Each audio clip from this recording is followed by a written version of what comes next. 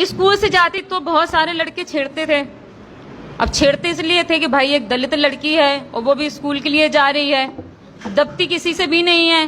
और मैं सच में बड़ी बदतमीज थी, मतलब, और कहीं ना कहीं से मुझे समाज ने बदतमीज बनाया था। मैं एक नॉर्मल घर की, गरीब घर की लड़की थी।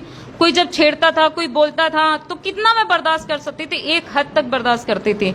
जैसे लड़के मुझे देख करके सीटी मारते थे स्कूल में, मैं उनके सामने खड़े होकर डबल सीटी मारती थी, आ जाओ बेटा, मैं तुम्हारी बरोबरी करने के लिए तैयार हूं। और घर में हमेशा शिकायत आती थी कि आपकी बेटी ने ये बदतमीजी कर दी। तो मेरा बड़ा भाई प्लास्टिक की शटर तैयार रखता था, और जैसे मैं घर में आती थी, जिस दिन पंगा करके आती थी, मारपीट बहुत ज्यादा मैं लड़कों के साथ करती थी। और मेरा भाई जो है ना, शटर से मुझे मारना शुरू कर देता था। 4-4 दिन तक मैं बिस्तर से नहीं उठ पाती थी, क्योंकि उसको ये डर लगता था ये कहीं लड़कों के साथ मारपीट करके आती है, कहीं इसके साथ में कोई और बड़ा हादसा ना हो जाए, कहीं इसका मर्डर ना हो जाए। बहुत बार ऐसा हुआ भी, मेरे साथ में हादसा होने कई बार कोशिश हुई। एक बार एक लड़के ने मुझे छेड़ा और बाइक में था, उसने कहा आजा मेरी गाड़ी में बैठ जा। और मैं तो थी बदतमीज, मैंने कहा बेटा आज तो तुझे बता के रहूंगी, रोज रोज का तमाशा तुम लोगों को ठीक नहीं है। और मैं गई और मैंने उसके कमर में हाथ डाला और बाइक एक हाथ में कमर डाला, एक से मैंने बाइक पकड़ी। मैंने कहा बेटा तू लेके चल मुझे जहां लेके जाएगा। तो लड़का डर गया, कहले मैंने तुझे नहीं बोला। मैंने कहा मुझे पता है तूने मुझे भी बोला, आज तो मैं बेटा तेरे साथ ही जाऊंगी, आज कहाँ लेके जाएगा मुझे तुम।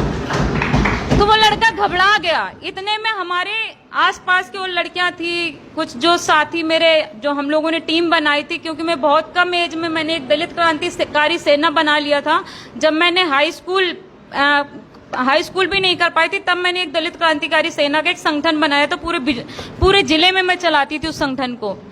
और मैं उस लड़के के पीछे पड़ गई, आज तो मैं तेरे साथ ही जाऊंगी। वो लड़का माना नहीं, लड़का डर गया और मैंने उसको ऐसा मारा, मेरे साथ साथ कई सारी लड़कियों ने उसको मारा इतनी बुरी तरीके से। मुझे पहली बार ऐसा महसूस हुआ कि मैंने तो 2-4 ही मारे हैं, लेकिन लड़कियों ने उसको भूसा बना दिया था। ये पहली आवाज उठी थी, मतलब मेरे कस्बे से। और एक बार मेरे प्रिंसिपल साहब जब यहाँ पर आए, दिल्ली महिला आयोग के ऑफिस में आए, तो रो के बता रहे थे कि बिटिया जिस दिन से तूने वो कांड किया, आज उस दिन से लेके आज तक किसी लड़के ने किसी लड़की को छेड़ा नहीं। तो मैंने जाति प्रथा के खिलाफ लड़ाई लड़ी, मैंने पर्दा प्रथा के खिलाफ लड़ाई लड़ी, और जो महिलाओं के साथ में अत्याचार हो रहे थे उसके खिलाफ लड़ाई लड़ी।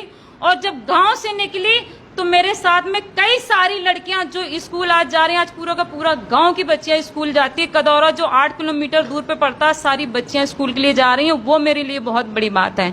इतनी गरीबी हालत में मैंने स्वयं सहायता समूह का काम करती थी, गांव-गांव में जाती थी, संगठन बनाती थी, महिलाओं को जागरूक करती थी। और मैं आपको एक बात बताना चाहूंगी, जागरूक करने का एक नतीजा ये भी रहा कि जब मैं उनको समझाती थी कि ये हमारे साथ में ऐसा होता है, महिलाओं के साथ ऐसा अत्याचार होता है, तो एक महिला के साथ में एक खेत में एक हाई कास्ट के बंदे ने उसके साथ रेप करने की कोशिश की। तो वो आप बिलीव कर सकते हो, वो कहीं ना कहीं से वो आग महिला के अंदर जो मैंने भरी थी, उसने हंसिया से ही उसकी बॉडी का पार्ट काट दिया। वो सबसे बड़ी मेरे लिए खुशी की बात थी। और वो बंदा कम से कम 3-4 महीने हॉस्पिटल रहा, आज तक भी वो संतुलन नहीं है उसका ठीक से, क्योंकि उसका पूरा शरीर ही खत्म हो चुका है।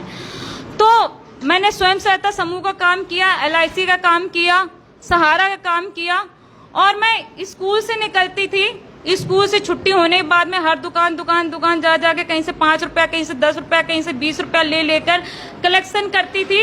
और जो कमीशन मिलता था, मैं उस कमीशन से मैं खुद पढ़ाई करती थी, अपने भाइयों को पढ़ाई कराती थी और अपने घर का गुजारा भी करती थी। घर वालों ने बहुत रोका, लेकिन मैंने कहा मैं रुकूंगी नहीं।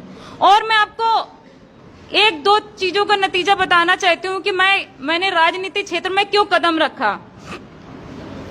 मेरे साथ में मेरे एक रिश्तेदार हमारे घर में आए थे, तो 8-10 दिन से लगातार हमारे घर में थे। जैसे शशि जी ने कहा कि 80% केसेस जो महिलाओं के साथ में घटते हैं या बच्चियों के साथ में घटते हैं, लड़कियों की बात नहीं करते हैं, लड़कों के साथ भी घटते हैं, वो उनके परिवार के रिश्तेदार के आसपास के लोग होते हैं जो बच्चों के साथ में ऐसी घटनाएं होती हैं।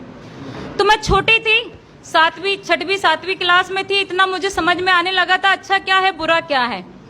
तो मुझे वो बंदा अच्छा नहीं लगता था, तो मैं अपनी मम्मी से बोलती थी मम्मी आप ना इसको घर से बाहर इसको हटा दो, मुझे अच्छा नहीं लगता ये आदमी, आप इसको बोलो कि ये यहाँ से जाए। तो मम्मी बोलती थी नहीं नहीं, तुम्हें ऐसा लगता है कि तुम्हें चूल्हे में 4-5 रोटी और एक्स्ट्रा बनानी पड़ती है, इसलिए तुम ऐसा बोलती हो। और एक दिन नतीजा ये हुआ कि मैं सो रही थी और सारे लोग एक साथ में सो रहे थे, मैं किनारे में सो रही थी। वो बंदा मेरे पास आया, मुझे बुरी तरीके से चपेट लिया, मेरे मुंह से मुंह लगाया हुआ था और मैं चिल्लाने लगी। और मैंने अपनी माँ से बोला कि ये मेरे साथ गलत करने की कोशिश कर रहा था। मेरी माँ ने बोला कि अपनी आवाज यहीं दबा दे। ये हकीकत है और ये ऐसा होता है कि अगर लड़की आवाज उठाएगी या हमने अपनी लड़की की आवाज उठाई तो हो सकता है कि इसका रिश्ता ना हो, इसकी शादी ना हो। और मैंने पूरी कोशिश की, नहीं मम्मी बहुत गलत हुआ है, ऐसा नहीं होना चाहिए और इसके साथ में एक्शन होना चाहिए, कोर्ट कचहरी, मुझे पता नहीं था।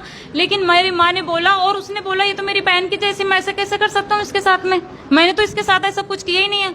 और वो उस बात को पलट गया। मेरे लिए वो सबसे बड़ा शॉकिंग न्यूज था। 7-8 महीने मैं ट्रॉमा से गुजरी।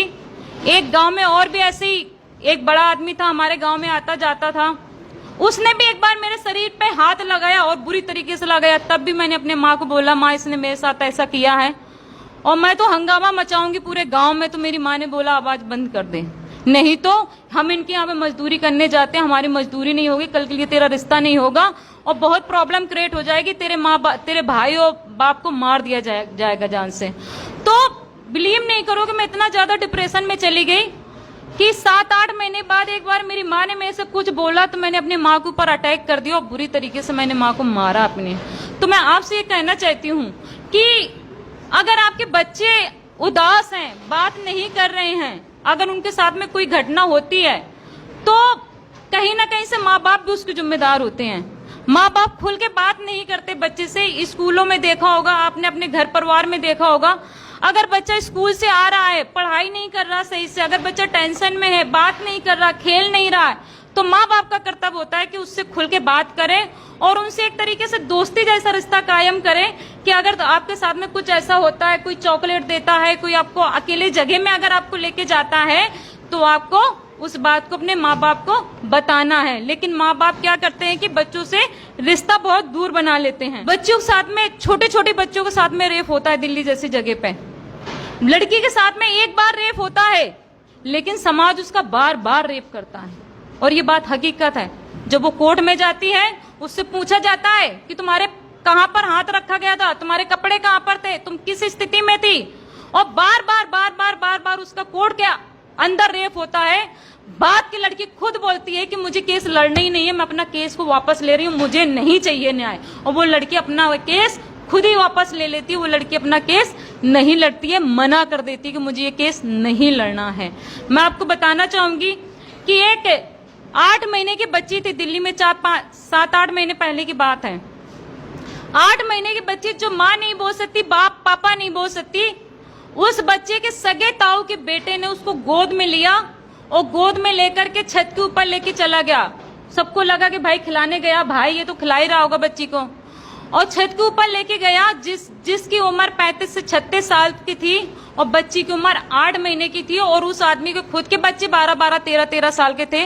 उस आदमी ने बच्ची के साथ में रेप किया और वो बच्ची का पूरा शरीर खत्म हो गया। बच्ची 4-5 महीने हॉस्पिटल के अंदर रही और बच्ची लास्ट में मर गई। ये परिवार की घटना बता रही हूँ।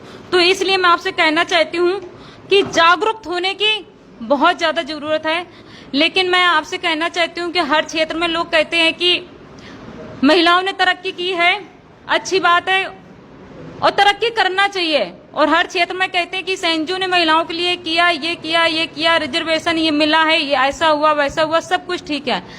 लेकिन मैं आपसे ये कहना चाहती हूँ, वो किसी भी धर्म की हो या किसी भी जाति की हो, डॉक्टर भीमराव अंबेडकर जी ने, अगर आज मैं यहाँ पर बोल रही हूँ तो शायद कहीं ना कहीं डॉक्टर भीमराव अंबेडकर की देन है जो मैं यहाँ पर आज बोल रही हूँ।